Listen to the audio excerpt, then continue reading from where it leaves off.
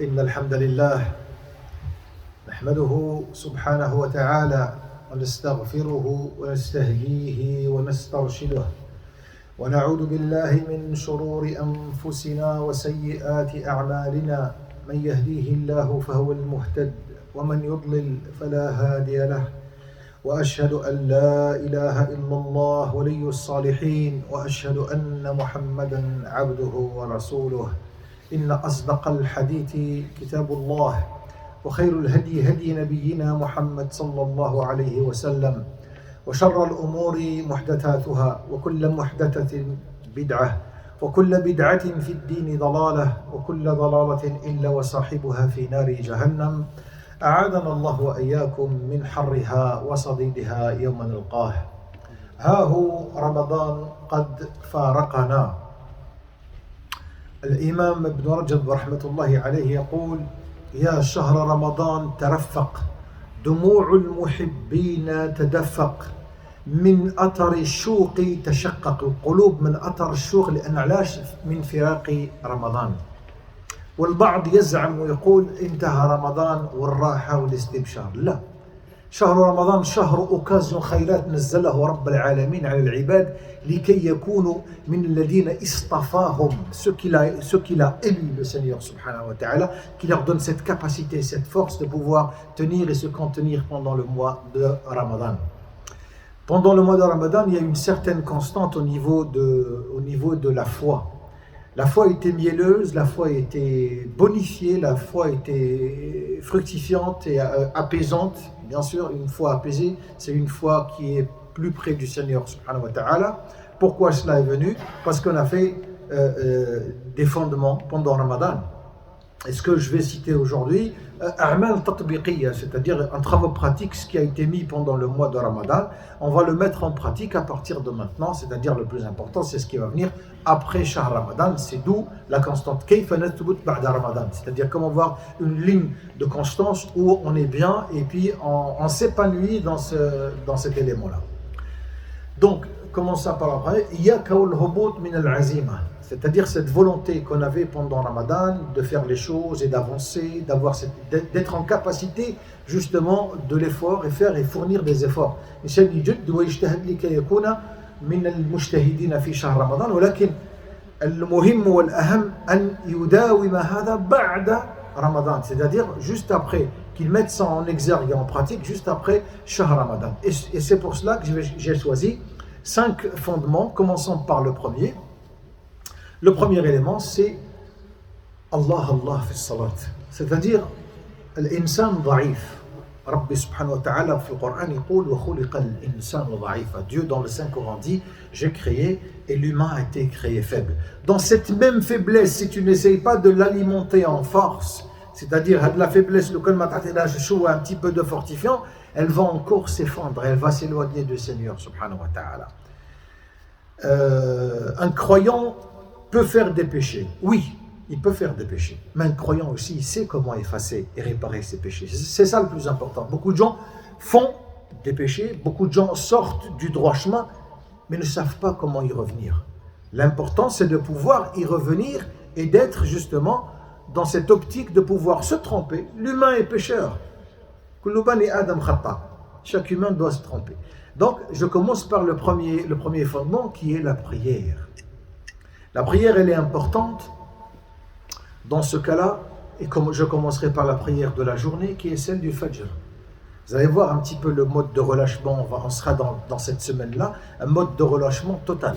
C'est-à-dire que je suis fatigué, je suis tellement fatigué parce que j'ai fourni beaucoup d'efforts fait Ramadan, donc je ne suis plus en capacité. Donc cette faiblesse-là, je vais devoir la reconvertir en une faiblesse, pas physique, ni physiologique, ni mentale, mais en faiblesse spirituelle. Voilà wal khatar. C'est-à-dire le danger vient ici. Et c'est pour cela qu'il faut se manifester justement avec cette prière-là, commençons par celle de l'aube. وبشر النبي صلى الله عليه وسلم يقول وبشر الماشين في الظلم بالنور التام يوم القيامة. Va annoncer la bonne nouvelle, c'est ce que le prophète sallallahu alayhi wa sallam dit, va annoncer la bonne nouvelle aux gens qui marchent la nuit, c'est-à-dire dans Salat al-Isha et dans Salat al-Fajr.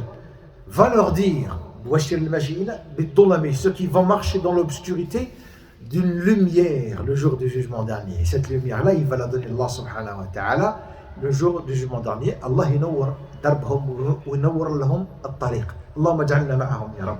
Malgré qu'on est pécheur, malgré qu'on est fauteur, alhamdulillah, on revient à Allah subhanahu wa ta'ala. لأن ربي سبحانه وتعالى قال وخلق الإنسان ضعيفا. Ceci n'exclut pas qu'on doit faire des efforts sur notre personne. Et les efforts que je suis en train de dire avec ces fondements-là, commençons par la prière, ils sont extraordinaires parce que je commence par celle de la baraka de la journée, c'est-à-dire salat al-fajr. Miftah al-yawm yibda 'ind salat al-fajr. Ça c'est le premier élément. Le deuxième élément, qira'at al-Qur'an, la lecture du Coran. Puisque le Coran a été révélé au mois du Ramadan, نزل ربي سبحانه وتعالى كتاب في رمضان يقرأ في رمضان, oui. ولكن يقرأ أيضا في غير رمضان. On le lit pendant Ramadan et on le lit aussi après Ramadan. Le code de l'humain, le code de la conduite, le code de l'état mental, psychologique, c'est le Coran. Il y a une stabilité. Le Coran, il te dit ce que tu dois, ce que tu ne dois pas faire. Mais avec aisance et avec amour. Rabbi subhanahu wa ta'ala, si Allah ne nous aime pas, il ne nous aurait pas créé. Et il nous dit dedans, vous êtes des humains faibles. Donc vous devez vous alimenter avec Kitab Allah. C'est celui qui va nous fortifier de l'intériorité. On doit avoir cette force justement émanant du cœur. Donc le Coran, donc qira'at le Coran, ne serait-ce qu'une page par jour.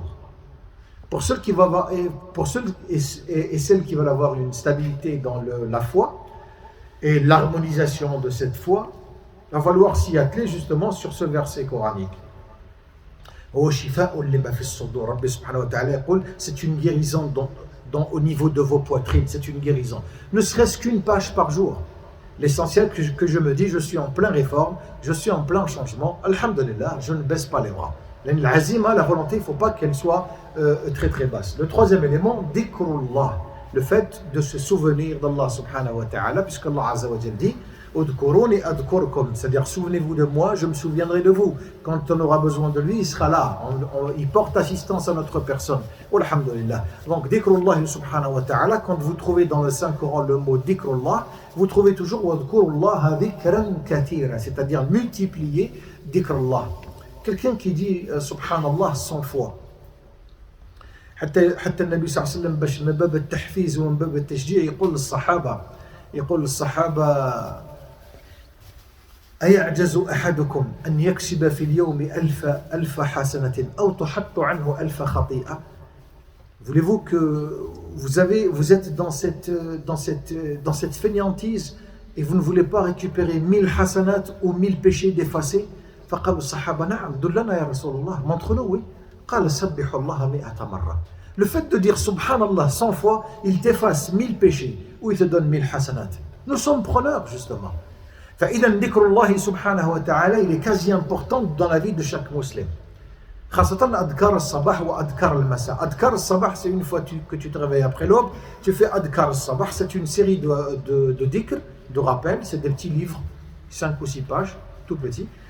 Ils vont te préserver et te garder en bonne et parfaite santé jusqu'au Salat al-Maghrib. Et Salat al-Maghrib, tu fais Adkar al-Masa. C'est les dhikr de l'après-midi et du soir et de la soirée qui vont te tenir, alhamdulillah, entre les mains d'Allah subhanahu wa ta'ala jusqu'au lever du matin, jusqu'au crépuscule.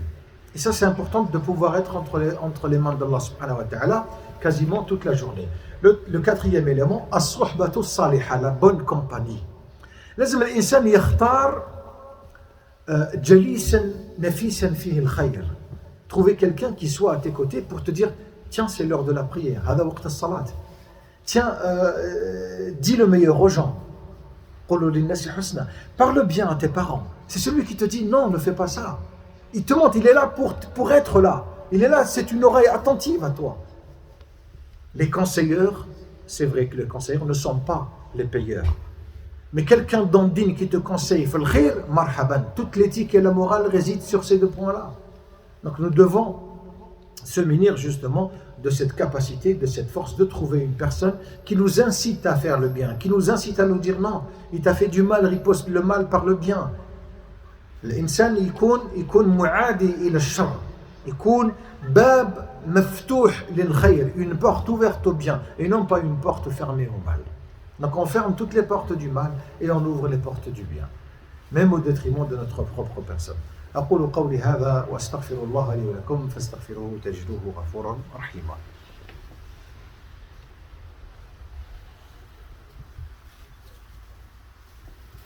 Alhamdulillah wa salatu wa salam ala rasulillah. Le cinquième élément qui est celui de dua. Le fondement, l'élément cinquième et dernier, c'est celui du dua, l'invocation.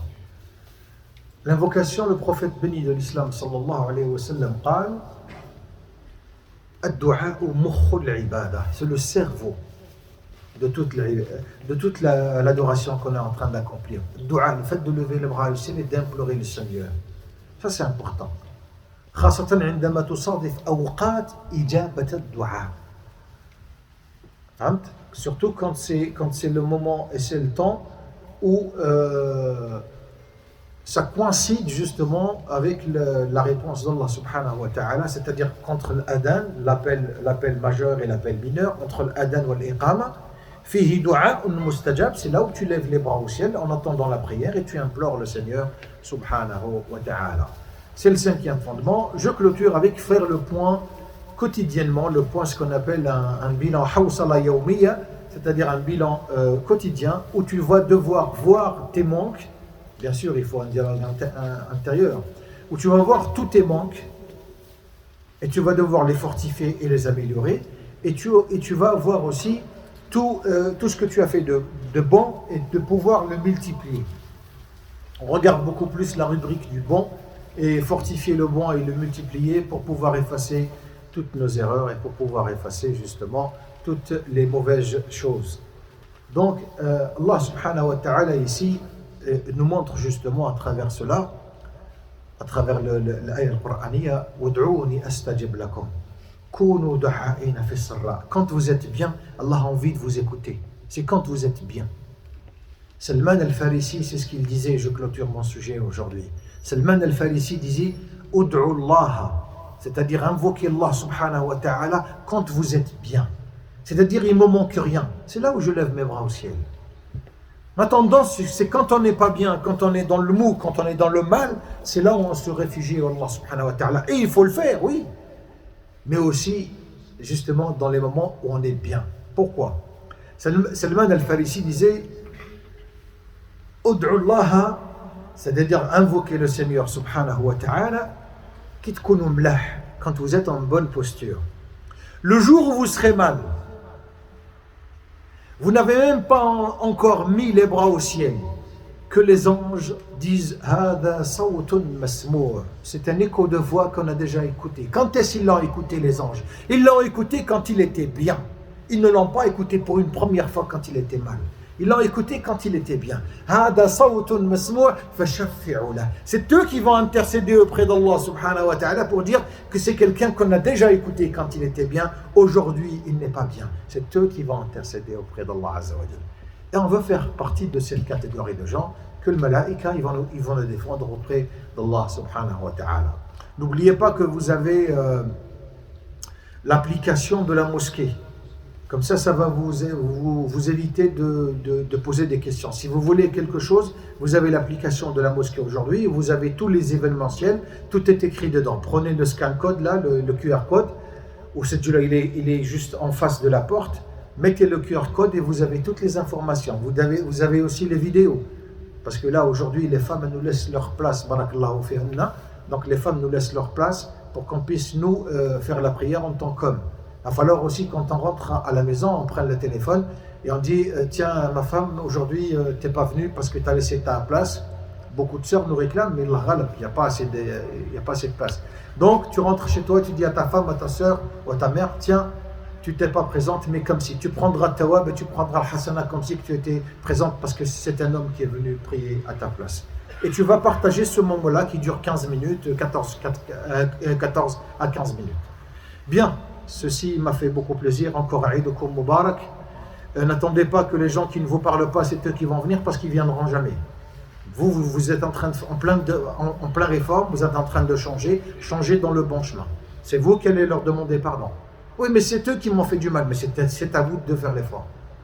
Parce que vous êtes là, eux ne sont pas là. Donc si vous avez cet élan de visibilité, cette sagacité qu'eux n'ont pas, essayez de l'entretenir en bonifiant votre foi justement et la constante qui vient après Shahr Ramadan. أقول قولي هذا واستغفر الله لي ولكم فاستغفروه تجدوه غفورا رحيما. اللهم أرنا الحق حقا وارزقنا اتباعه وأرنا الباطل باطلا وارزقنا اجتنابه. اللهم قنا عذابك يوم تبعث عبادك. اللهم كن لنا وليا وناصرا. اللهم اشف مرضانا ومرضى المسلمين. اللهم اشف اخونا صالح وبروت. اللهم اشف جميع مرضى المسلمين وارحم جميع اموات المسلمين وارحم من ربانا ومن قرانا ومن تعلمنا منه الجم والكثير.